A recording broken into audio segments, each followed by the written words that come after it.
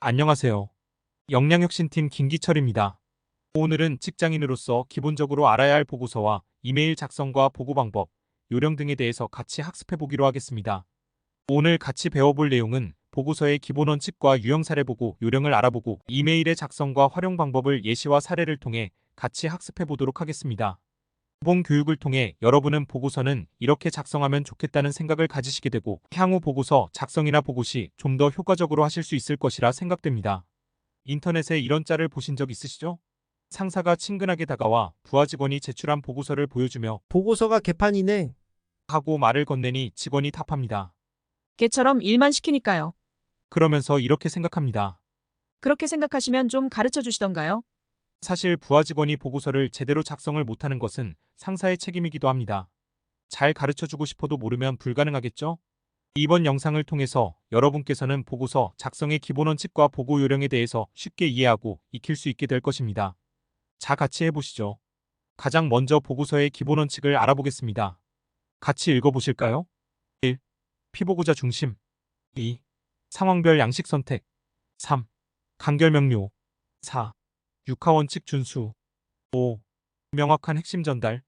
위 5가지를 잘 염두에 두시고 보고서를 작성하신다면 보다 쉽고 빠르게 기획안이 통과되지 않을까 생각합니다. 먼저 피보고자 중심입니다. 보고서는 누구를 위한 문서일까요? 문서를 쓰는 나일까요? 문서를 보고 의사결정을 하는 그일까요? 당연 그 힘입니다. 보고받는 자를 위해 내가 하고 싶은 말을 상대방이 이해하고 공감하도록 해야 합니다. 그때는 상대방의 관심사와 이해 상황 가치관을 고려한 용어와 포인트를 잡아 쓴다면 더 효과적일 것입니다. 두 번째는 상황에 맞는 양식 선택입니다. 형식이 내용을 지배한다라는 말처럼 내용만큼 형식과 모양도 중요하다는 의미입니다.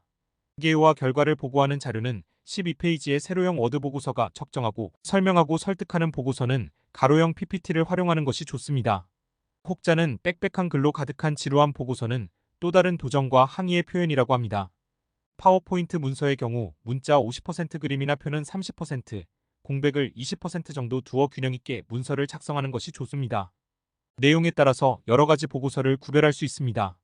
정책이나 프로젝트, 중장기계획 등 현황과 문제점을 인식하여 결정할 수 있도록 전략과 대책을 제시하는 기획보고서는 가로형 PPT를, 프로그램, 행사교육 등 단기간 반복되는 업무에 대한 내용, 협조사항을 정리한 보고서인 계획보고서는 세로형 워드보고서를, 특정 사안에 대한 구체적인 사실과 이슈, 대응책의 상황보고서는 1페이지 이내로 세로형 워드로, 회의의 목적과 일정 장소 등을 담은 회의계획서는 1페이지 이내로, 결과보고서는 23페이지 이내로 요약보고하는 것이 좋으며 행사의 목적과 내용, 참석 대상 예산 요청 사항 등을 담은 행사보고서는 2페이지 이내의 워드문서로 작성함이 적정합니다. 여러분께서는 주로 두 번째의 계획보고서, 상황보고서, 회의보고서 등을 작성하게 될 것입니다. 세 번째 키워드는 간결 명료입니다. 짧은 시간 내 정확하고 올바른 의사결정을 위해선 보고한 내용과 취지가 잘 드러나고 간결하게 표현해야 합니다. 핵심적인 내용은 우선순위로 기재하고 각종 통계나 변화량은 시각화하여 그래프나 표로 표현합니다. 복잡하여 이해하기 힘든 망도나 실적 통계 자료 등은 꼭 필요할 경우 부침 자료로 첨부하는 것도 좋습니다. 간결한 표현으로는 중복을 제거하는 것이 좋습니다. 검토되어야 할 것으로 보인다는 검토해야 한다. 뭐뭇을 바라지 않는 바는 아니다란 중복 부정문은 뭐뭇을 바란다라고 표현하는 것이 간결합니다. 애매한 표현을 제거하는 것이 명료한 표현이 됩니다. 김두한은 피투성이가 된 채 도망치는 시라소니를 쫓고 있다라는 표현에서 피투성이가 된 사람이 김두한인지 시라소니인지 헷갈리게 표현하고 있다. 최근에 머지않아 우연찮게 등보다는 구체적인 시기와 크기 등을 명확하게 표현하되 구체적인 수치로 표현하는 것이 좋습니다. 네 번째는 여러분이 잘 아는 육하원칙 준수입니다. 흔히 OWLH죠. Who, When, Where, What, Why, How. 보고서에서도 이 육하원칙을 준수하여 표현하는 것이 좋습니다. 순서는 강조사항을 중심으로 순서와 내용을 기재하면 됩니다. 보고서에서는 왜 하는지 목적에 대해 가장 먼저 설명하고 what, 어떤 내용인지 대표적인 제목과 언제 어디서 누가 할 것인지 how, 어떻게 순서와 방법 예산 도구를 활용해 추진할 것인가를 명확하게 기재해야 합니다. 위 6가지 중 한 가지라도 빠진 보고서는 보고자가 다시 해당 내용을 되물을 수밖에 없을 것입니다. 마지막 5번째는 명확한 핵심 전달입니다. 피보고자가 그래서 어쩌라고? 라고 묻기 전에 그래서 결론은 뭐뭐뭐입니다 라고 답을 해줄 수 있어야 합니다.